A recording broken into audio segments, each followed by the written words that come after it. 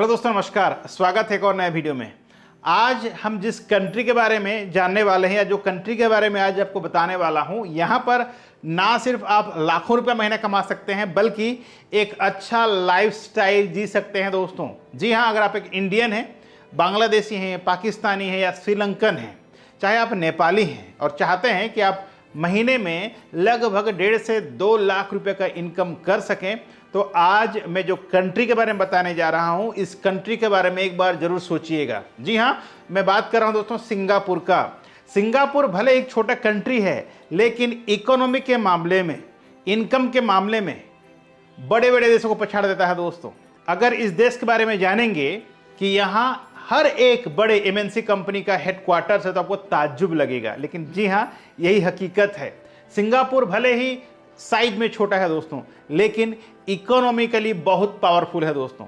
और अगर इस कंट्री का आपको वीजा मिल जाता है या यहाँ पर आपको नौकरी मिल जाता है दोस्तों, तो कहीं ना कहीं आप लाखों में इनकम कर सकते हैं। कैसे, कौन कौन सा जॉब है और क्यों जाना चाहिए सिंगापुर, ये आज मैं आपको बताऊंगा।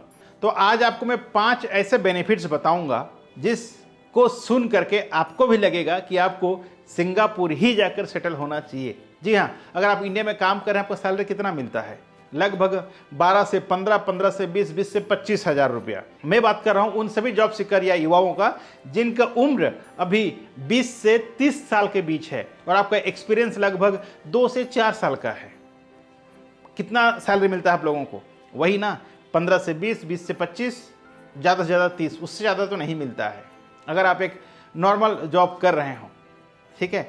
लेकिन अगर आप उसी जॉब में सिंगापुर जाते हैं तो आपका सैलरी लगभग 2200 सिंगापुर डॉलर से लेकर के 2700 सिंगापुर डॉलर हो जाता है। तो है कि नहीं एक फ़ायदा वाली बात? तो इस वजह से आपको सिंगापुर जाना चाहिए। दूसरा, अगर इन फ्यूचर आप कोई बड़ा कंट्री जाना चाहते हैं तो दोस्तों आपको जानना है इंग्लिश लैंग्वेज। बिना इंग्लिश लैंग्वेज का आपको कहीं भी अच्छा खासा जॉब नहीं मिल पाता है। और अगर आप इंडिया में काम करते हैं तो इंग्लिश सीखने से रहे, क्योंकि जब भी आप कोई कंपनी में काम करते हैं, आपका कलीग सब लोकल लैंग्वेज में बात करते हैं, तो आप इंग्लिश कहाँ सीख पाएंगे? जब तक आप अपना कम्युनिकेशन स्किल को नहीं बढ़ाएंगे, तब तक एक अच्छा कंपनी, ज़्यादा सैलरी, ये अच्छा कंट्री में जाना बहुत मुश्किल है। लेकिन वही अगर आप सिंगापुर में जाकर काम करते हैं तो कहीं ना कहीं आप अपना जो स्किल्स है दोस्तों इंग्लिश का, वो आप बढ़ा सकते हैं, कम्युनिकेट कर सकते हैं जब आप बड़े देश में जाकर काम करना चाहते हैं, ठीक है। तो इस वजह से सिंगापुर जाकर काम करना चाहिए।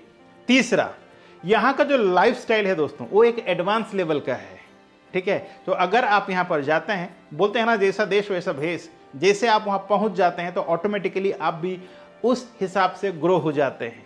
तो कहीं ना कहीं आपका मेंटालिटी, आपका थॉट प्रोसेस, आपका कॉन्फिडेंस उस लेवल पे आ जाता है जिस जगह पे आप रहते हैं। तो कहीं ना कहीं ये आपका तीसरा बेनिफिट हुआ। चौथा बेनिफिट, यहाँ जाने के लिए आपको ज़्यादा मशक्कत करने की ज़रूरत नहीं है। अगर आपके पास कोई पास्ट एक्सपीरियंस है तो आपको 3 सप्ताह में आपका वीज़ा मिल सकता है। जी हाँ, प्रॉपर एक्सपीरियंस अगर आपका है और आप अगर इंटरव्यू क्रैक करते हैं दोस्तों, तो 3 सप्ताह में आपका वीज़ा आपके हाथ में रहेगा। यानी कि बिना ज़्यादा जद्दोजहद का आप पहुंच सकते हैं सिंगापुर, और सिंगापुर में जाके आप सेटल भी हो सकते हैं। और जब 5वां बेनिफिट्स आपको मैं गिनाने वाला हूं, ये बेनिफिट्स दोस्तों आपको कमाल ही कर देगा। वो ये है कि अगर आप यहाँ पर सेटल होना चाहते हैं तो आप यहाँ पर सेटल हो सकते हैं तब जब आप कुछ साल वहाँ काम कर लेते हैं और वहाँ पर अगर आप कोई इन्वेस्टमेंट का प्लान करते हैं। देखिए, इन्वेस्टमेंट कैसे करेंगे? अगर आप 4-5 साल काम करते हैं वहाँ पर, तो यकीनन आप लाखों रुपया कमाएंगे, करोड़ों में कमाएंगे।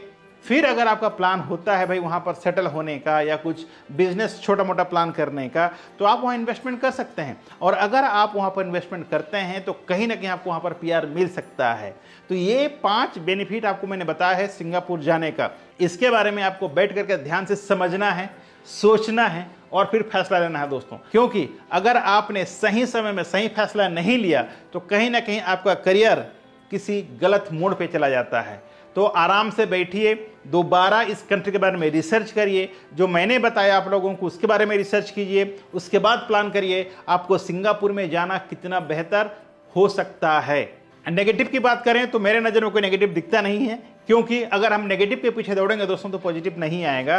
तो मैं तो सिर्फ पॉजिटिव के तौर ही दौड़ता हूँ, ठीक है। जहाँ पर हम जितना ज़्यादा सोचेंगे हमारे जीवन में उतना अच्छा होते चलता है। जहाँ पर हम जितना पॉजिटिव बारे में सोचेंगे हमारा जीवन में भी उतना पॉजिटिव बातें आते जाता है। इसलिए कभी भी नेगेटिव नहीं सोचना है, पॉजिटिव सोचना है। लेकिन हाँ, एक बात जरूरी है दोस्तों, बिना मेहनत तक कुछ नहीं मिलता है। आप ये मत सोचना कि बस सिंगापुर वीज़ा मिल गया तो मैं जाकर सिंगापुर में पैसा ऐसे मिल जाएगा, तो ऐसा बिल्कुल नहीं है।